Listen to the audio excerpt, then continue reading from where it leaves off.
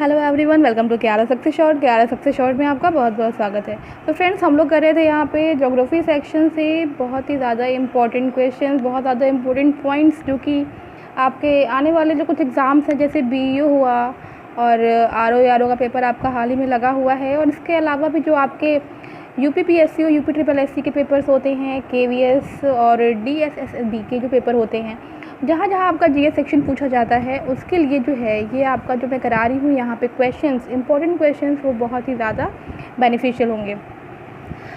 मैंने आपको बताया है क्योंकि मैं प्रीवियस ईयर से रिलेट करते हुए जा रही हूँ, सारे क्वेश्चंस को बताते जा रही हूँ, तो आई थिंक ये आपके लिए बहुत ज़्यादा इंपॉर्टेंट है, तो इसको साथ में करते रहिए।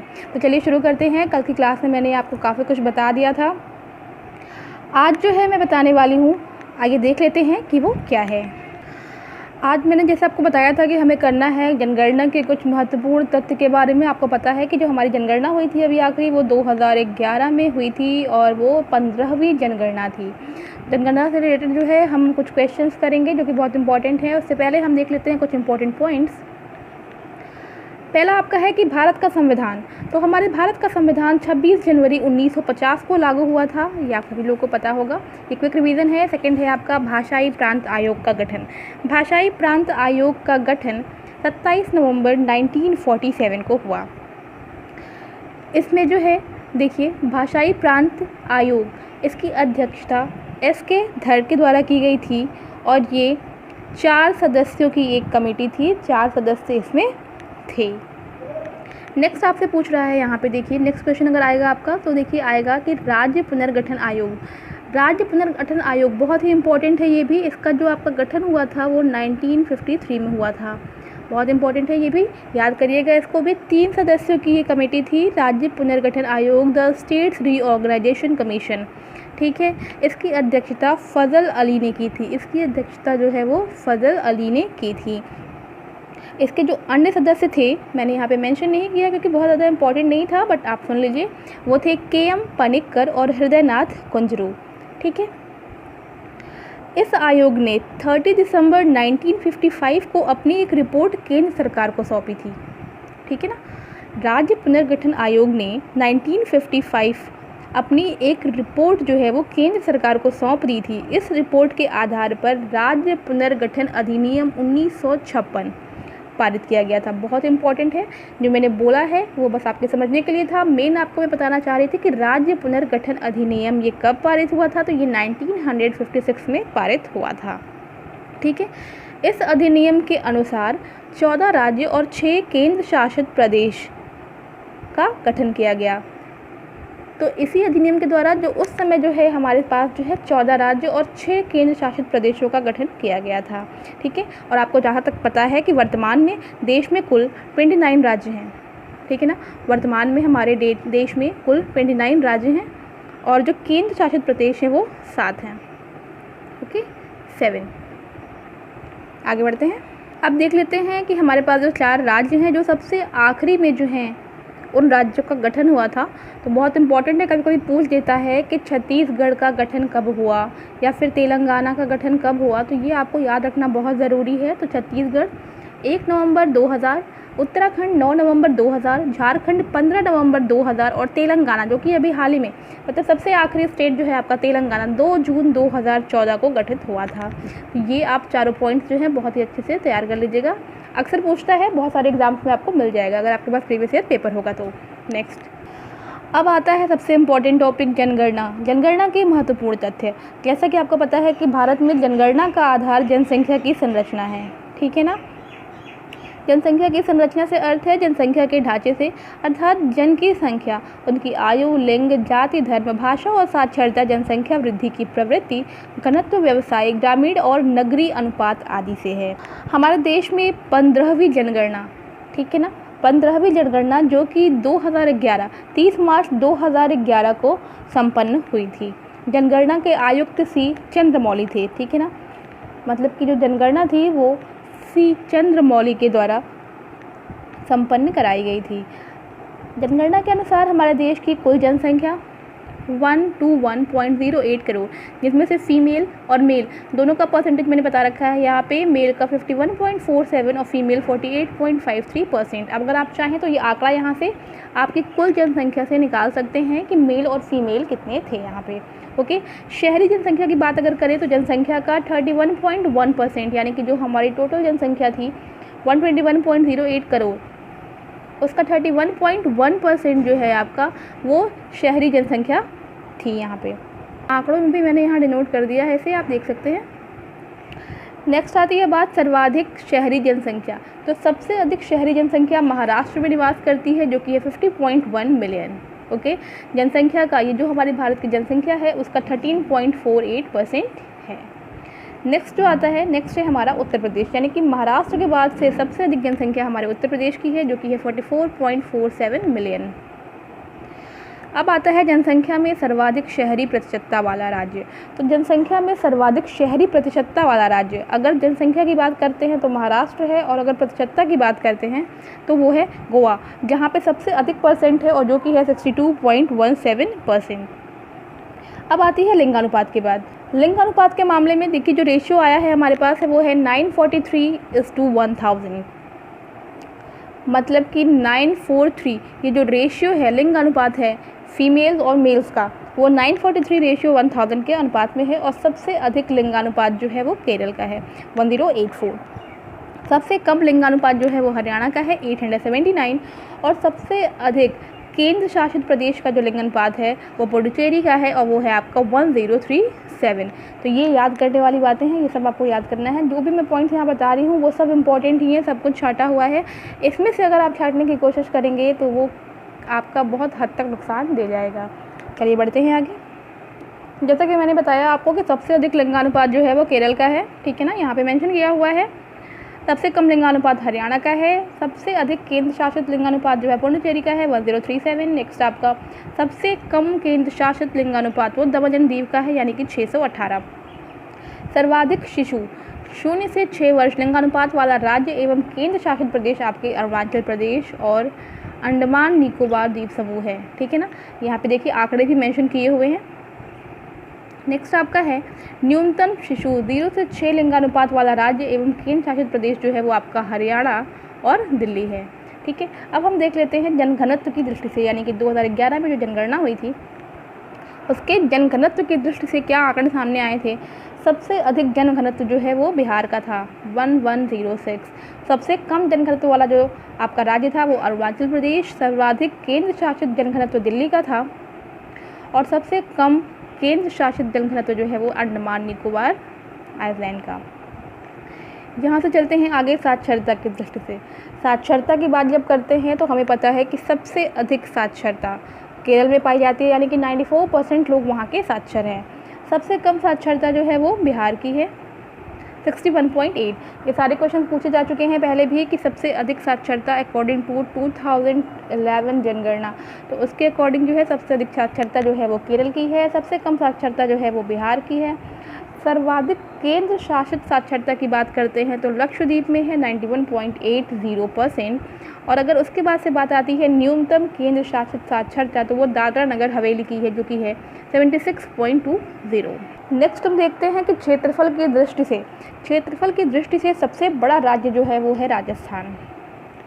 क्षेत्रफल की दृष्टि से अलग और जनसंख्या की दृष्टि से अलग, ठीक है ना, दोनों में डिफरेंस है।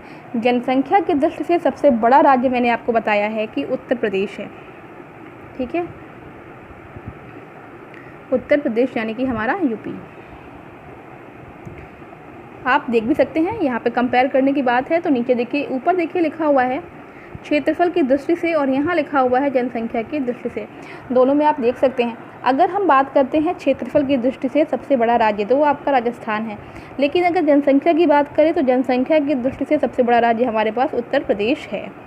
ओके, नेक्स्ट आता है सबसे छोटा राज्य क्षेत्रफल की दृष्टि से गोवा है। अगर जनसंख्या की बात करें तो सिक्किम है। तो ये बहुत ज़्यादा कन्फ्यूज़न क्रिएट करता है, तो ये आपको ध्यान रखना है कि क्षेत्रफल और जनसंख्या दोनों की दृष्टि से जो इसके आंसर्स हो रहे हैं वो क्या कर रहे हैं, अलग अलग हो जा रहे हैं। नेक्स्ट आता है आपका सबसे बड़ा केंद्र शासित प्रदेश, क्षेत्रफल की दृष्टि से अंडमान निकोबार आइलैंड है और सबसे छोटा जो है वो लक्षद्वीप है। अगर हम बात करते हैं जनसंख्या की दृष्टि से तो वो आपका सबसे बड़ा केंद्र शासित प्रदेश बनाता है दिल्ली और सबसे छोटा बनाता है लक्षद्वीप को। यानी कि सबसे छोटा केंद्र शासित प्रदेश क्षेत्रफल की दृष्टि से देखें या जनसंख्या की दृष्टि से देखें तो दोनों का आंसर लक्षद्वीप ही होगा। ठीक है, दोनों का आंसर कॉमन है, लक्षद्वीप। नेक्स्ट आपका आता है जनसंख्या की दृष्टि से शीर्ष 5 राज्य। तो देखिए जनसंख्या जो कि करोड़ों में दी हुई है, यहाँ पे जनसंख्या की दृष्टि से सबसे अधिक जनसंख्या जो है हमारे उत्तर प्रदेश की है। ठीक है, उसके बाद जो है वो महाराष्ट्र की है, फिर बिहार की है, पश्चिम बंगाल और आंध्र प्रदेश की। तो हमारे उत्तर प्रदेश की जो जनसंख्या दी हुई है यहाँ पे देखिए 19.981 करोड़ में दी हुई है। तो ये आंकड़े याद करना बहुत ज़्यादा इंपॉर्टेंट नहीं है, ये आप याद कर लें, ज़्यादा इंपॉर्टेंट हो जाएगा ये। ओके, नेक्स्ट आती है बात जनसंख्या की दृष्टि से शीर्ष 5 केंद्र शासित प्रदेश। ठीक है, तो यहाँ से ये हो जाएगा आपका, देखिए सबसे ज़्यादा जनसंख्या जो है हमारे दिल्ली में पाई जाती है, उसके बाद से पुडुचेरी में, चंडीगढ़ में, अंडमान निकोबार में और फिर दादरा नगर हवेली में। अब देखते हैं कुछ इंपॉर्टेंट फैक्ट्स। इंपॉर्टेंट फैक्ट्स में देखिए जो आपको जानना है, कुछ इंपॉर्टेंट पॉइंट्स ये हैं कि देश में जिलों की कुल संख्या, हमारे देश में जिलों की कुल संख्या 640 है 2011 की जनगणना के अनुसार। गाँवों की कुल संख्या जो है 6.41 लाख है। मरकत द्वीप की संख्या से प्रसिद्ध है, तो अंडमान निकोबार द्वीप समूह जो है वो मरकत द्वीप की संख्या से बहुत ज़्यादा प्रसिद्ध है। अक्सर ये क्वेश्चन पूछा जाता है। हैदराबाद का जुड़वा नगर सिकंदराबाद और कोच्चि का जुड़वा नगर एर्नाकुलम है, ये भी आप याद कर लीजिएगा। नेक्स्ट है आपका सर्वाधिक जिलों वाला शहर। सबसे अधिक जिलों वाला शहर है हमारा यूपी यानी कि उत्तर प्रदेश। सर्वाधिक शहरी जनसंख्या, सर्वाधिक शहरी जनसंख्या जो है महाराष्ट्र में पाई जाती है, जहाँ पे शहर के लोग बहुत ज़्यादा हैं, यानी कि शहरी जनसंख्या बहुत ज़्यादा है। नेक्स्ट आती है बात मेगा सिटी की। तो मेगा सिटी संयुक्त राष्ट्र संघ यूएनओ के अनुसार ऐसे नगरीय संकुलन जिनकी जनसंख्या 10 मिलियन से अधिक है, ठीक है ना, 10 मिलियन से अधिक है अर्थात 1 करोड़ से अधिक है, वो मेगा सिटी की संख्या से अभिहित किया जाता है। ठीक है ना, मुंबई, दिल्ली, कोलकाता, यहाँ की जो है आपकी जनसंख्या 10 मिलियन से ज़्यादा है, इसीलिए इन्हें हम मेगा सिटीज़ कहते हैं। ठीक है, अब आते हैं कुछ विशेष, जैसे कि देखिए भारत का जो सामरिक महत्व है, ठीक है, अगर हम इसके अंदर से कुछ टॉपिक उठाएं तो हम ये देखने को मिलेगा कि यहाँ पे जैसे कुछ मुद्दे, जैसे भारत पाकिस्तान कश्मीर मुद्दा जो है आपका, और सिंधु नदी जल विवाद मुद्दा है, आतंकवाद का मुद्दा है, और सर क्रीक विवाद हुआ था। तो बहुत सारे ऐसे पॉइंट्स हैं, कुछ ऐसे मुद्दे हैं जिनके बारे में आपको पढ़ने को मिलेगा यहाँ पे भारत के सामरिक महत्व के अंदर। तो इसके अंदर से जिस तरह से क्वेश्चन उठ सकते हैं, अगर आपको देखना है तो फिर आप ये देखिए कि आतंकवाद का मुद्दा जो है बहुत ज़्यादा इम्पॉर्टेंट है। सिंधु नदी जल विवाद भी बहुत ज़्यादा इम्पॉर्टेंट रहा, बहुत ही अच्छा मतलब मुद्दा है ये। अब जैसे आतंकवाद के मुद्दे में आपसे ये क्वेश्चन पूछ सकता है कि भारतीय संसद पर हमला कब हुआ था। तो भारतीय संसद पर हमला 2001 में हुआ था, मुंबई हमला 2008 में हुआ था, और पठानकोट आतंकी हमला 2016 में हुआ था, जो कि अभी जल्दी की घटना है। ठीक है, नेक्स्ट है आपका सर क्रीक विवाद। तो सर क्रीक जो है वर्ड नाम से ही लग रहा है, ये एक ज्वारी मुहाना है, ठीक है, जो भारत और पाकिस्तान के मध्य, यानी कि आपका जो इंडिया है और जो पाकिस्तान है, इनके मध्य जो है एक प्राकृतिक सीमा बनाता है, यानी कि आर्टिफिशियल जो है सीमा बनाता है। ठीक है, यह गुजरात राज्य में कच्छ की खाड़ी के उत्तर में स्थित है। सर क्रीक का मतलब समझ में आ गया होगा। अब क्वेश्चन किस तरह से पूछे जा सकते हैं यहाँ पे, ये देखिए, काराकोरम राजमार्ग पाक अधिकृत कश्मीर को चीन के किस प्रांत से जोड़ता है। तो ये सिकियांग, ठीक है, सिकियांग प्रांत से जोड़ता है, ये आप याद कर लीजिएगा, जो कि इसमें याद करने लायक है। नेक्स्ट है सियाचिन स्थित गेसर ब्रूम चोटी एवं सोल्टोरो श्रेणी पर किसका अधिकार है। तो उस पर भारत का अधिकार है। सियाचिन से रिलेटेड कुछ तथ्य मैं आपको अभी और प्रोवाइड करा दूंगी। कोरी क्रीक कहाँ स्थित है, कच्छ के रण में। नेक्स्ट है आपका क्रीक किसे कहते हैं। तो महासागर के स्थल में घुसा हुआ संकीर्ण जलीय भाग को हम क्या कहते हैं, क्रीक कहते हैं। ये क्वेश्चन बहुत इंपॉर्टेंट है, आप इसे पढ़ लीजिएगा। अब हम देख लेते हैं सियाचिन के बारे में कुछ। सियाचिन विवाद। सियाचिन ग्लेशियर जम्मू कश्मीर के लद्दाख जिले में काराकोरम श्रेणी पर स्थित 72 किलोमीटर लंबा और 2 से 8 किलोमीटर चौड़ा एक विवादास्पद ग्लेशियर है। ठीक है। सियाचिन ग्लेशियर बहुत ही ज़्यादा इम्पॉर्टेंट। इसकी समुद्र तल से ऊंचाई 5700 मीटर है और जहाँ पे तापमान -50 डिग्री सेंटीग्रेड रहता है। क्योंकि सियाचिन ग्लेशियर के मध्य में सॉल्टोरो श्रेणी आती है, जिसके उत्तर पश्चिम भाग पर पाकिस्तान अधिकृत कश्मीर में केटू चोटी स्थित है। इसी के पास से होकर कराकोरम दर्रों में पाकिस्तान और चीन के मध्य कराकोरम उच्च मार्ग स्थित है। यहाँ पे देखिए एक नुब्रा नदी है, ठीक है ना। काराकोरम ग्लेशियर से नुब्रा नदी ये जो है बहती है और श्योक नदी में जाकर मिलती है। तो अगर नुब्रा नदी पूछा जाए कि कहाँ पे है तो ये सियाचिन में है। इंपॉर्टेंट क्वेश्चन है, मैंने कहीं मेंशन भी किया होगा, आगे मैं आपको वो बता दूंगी। तो सियाचिन विवाद जो है इसको जानना था आपको। तो सियाचिन ग्लेशियर, सबसे पहले सियाचिन किससे रिलेटेड है, ठीक है ना, ये कहाँ स्थित है ये आपने देख लिया है। इसको आप जो है अच्छे से पढ़ लीजिएगा। तो यहाँ से सियाचिन ग्लेशियर और सियाचिन विवाद के विषय में आपको क्लियर हो गया होगा। जो इम्पोर्टेंट रहा है पॉइंट इसमें मैंने वो बता दिया है। आपसे ये नहीं पूछने वाला है कि सियाचिन विवाद क्या है, क्योंकि ये पता है आपको कि ये आपका क्वेश्चन पेपर जो आएगा उसमें ऑप्शन दे रहेंगे, वहाँ पे आपको टिक करना होगा। तो आपको लिखने जैसा कुछ इसमें अभी नहीं करना है फ़िलहाल प्रीलिम्स में। नेक्स्ट देखिए, वर्तमान में भारत और पाकिस्तान की सीमा रेखा कक्ष के रन में 24 डिग्री उत्तरी अक्षांश से 27 किलोमीटर उत्तर से होकर के गुजरती है। पाकिस्तान ये दावा करता है कि भारत पाकिस्तान सीमा रेखा 24 डिग्री उत्तरी अक्षांश के सहारे जानी चाहिए। 24 डिग्री उत्तरी अक्षांश रेखा और वर्तमान सीमा रेखा के मध्य पर स्थित सर क्रीक भी इस समय भारत और पाकिस्तान के मध्य एक भू विवाद है। तो सर क्रीक भी जो है एक भू विवाद है, एक राजनीतिक भू विवाद है भारत और पाकिस्तान के बीच में। तो ये भी आपका इम्पॉर्टेंट हो सकता है कि इसमें भी रिलेटेड कुछ क्वेश्चन आपसे पूछे जाएं। अब देख लेते हैं कुछ और important questions. Operation Meghdoot. Operation Meghdoot जो है सियाचिन ग्लेशियर से पाक सेना वापसी से संबंधित है। इंपॉर्टेंट टॉपिक है ये बहुत ज़्यादा, ऑपरेशन मेघदूत। नेक्स्ट है चंद्रभागा बीच किस राज्य में स्थित है, तो ये उड़ीसा में स्थित है। कॉसवर्ग कटक स्थित है, कॉसवर्ग कटक जो है अरब सागर में स्थित है। नेक्स्ट है, देखिए मैंने बताया था आपको सियाचिन के पास में, ये बता रही थी कि नुब्रा नदी कहाँ से निकलती है, तो ये सियाचिन ग्लेशियर से निकलती है नुब्रा नदी। नेक्स्ट है कि अंडमान निकोबार द्वीप समूह हिमालय की श्रेणी का दक्षिणतम विस्तार है। क्वेश्चन किस तरह से पूछेगा आपसे कि अंडमान निकोबार द्वीप समूह किस श्रेणी का दक्षिणतम विस्तार है, तो आपको आंसर देना होगा हिमालय की श्रेणी का, ठीक है। नेक्स्ट क्वेश्चन आपका है कि हिंद महासागर को किसकी उपमा दी जाती है, या फिर हिंद महासागर को किस देश के झील की उपमा प्रदान की गई थी, तो हिंद महासागर को ब्रिटिश झील की उपमा दी गई थी। नेक्स्ट आपका क्वेश्चन है यहाँ पे, आई थिंक ये आपका आज का लास्ट क्वेश्चन होगा। हिंद महासागर के तटवर्ती देशों में भारत की तटरेखा सबसे लंबी है। क्वेश्चन किस तरह से पूछेगा कि हिंद महासागर के तटवर्ती देशों में किस देश की तटरेखा सर्वाधिक लंबी है, तो वो है भारत की तटरेखा, ठीक है।